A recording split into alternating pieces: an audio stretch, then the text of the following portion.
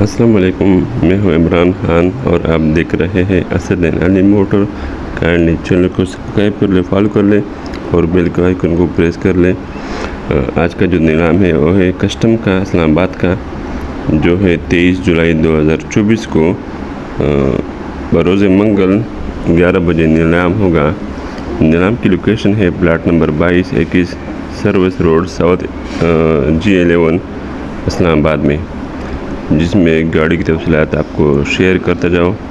Mercedes کار 2005 model 3 عدد، Bullet proof گاڑی ہے Mercedes, Toyota Prado 2004، Toyota land Cruiser 2004 model, Toyota aqua 2012 17 model, Toyota Surf 94 model, Toyota پریوس 2009 2013 model, Toyota corona کار 9 model, Toyota double cabin 97 model, Suzuki Alto 2006 7 12، Honda civic 2006 model. یہ تو بہت تعداد میں گاڑیاں ہیں اور نیچے اس کے اسکریپ بھی موجود ہے گاڑیوں میں۔ یہی سارا مکس ٹائل، ڈریس کوٹ، ریفریجریٹر، آٹو پارٹس، کپڑا۔